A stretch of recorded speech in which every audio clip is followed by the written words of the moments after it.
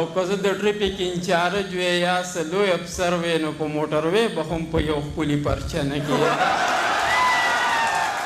څو شعرونه به بس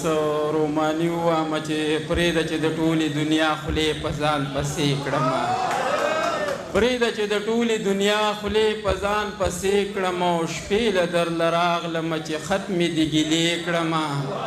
او دا به ګورې نه وایي چې خوب راله راغلی دی ویښ په یو اشنا چې وږې سترګې دې مړې کړمه.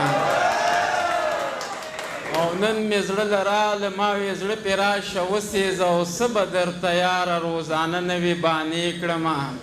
او ښه ښکلې غزل په دې شیرینه شپه بیا ولیکه او راشه او تر جانه چې سم زړه ته دې نږدې کړمه. یو جهان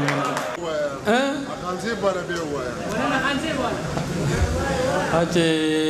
ای ملا خانزیب شهید راشه چې ووینې ستا هغه شتمنه پښتونخوا چندو ته پاتې شوه. دا خو به خلک وایي چې اوس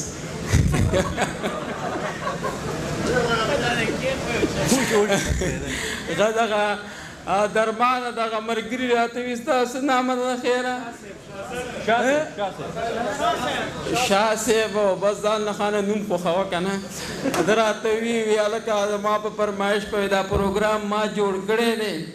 او لکه وی نو څه بیه خو یې پرې نه تلله ته هم خواران دی خوړلی تشه دغه دې هم پرې نه سود کېږي وی چلو شي که نه. او ما پروګرام جوړ کړی دی وی دغه پینډۍ والا شعرونه پکې وایه او یا بیزې دې ومونته شوې که نه نو ما دغه خو پکې ووایو خو بیزې ورکې شوي دي نو کم از کم چې د یوې تاوان خو پکې ومنې که نه او خدای دې درمان پوهه کړي په بونیر کې راپسې دغه پرپېګنټه وکړله وایي د اوتر نه چا وبیزي پټې کړي دي نو ښه دغه ویډیو چا له دونه نوې مخې له ورشي چې بیا راته رینګ وکړي وایي هلکه بیزي دې ومونته شوې او که نه نو که غم مې زړېږي نو نه زړېږي که نه. نو دته مې ویل چې هلکه دا خبره دې وکړه نو بیا به دې کم از کم لکه د پښتونخوا د حکومت په دې پسې د منظورۍ اعلان هم کړی و نو په تا پسې چا بیا پولیس راوستل چې ماله دې راکړی او که نه خو هسې خو به دې پسې اعلان کړی نو دغه ستا په فرمایش باندې چې دا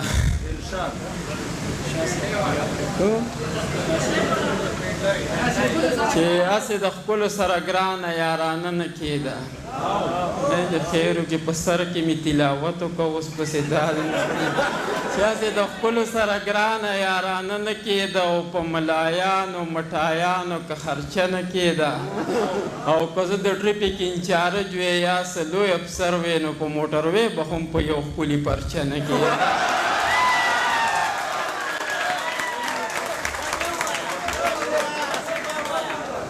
مننه چې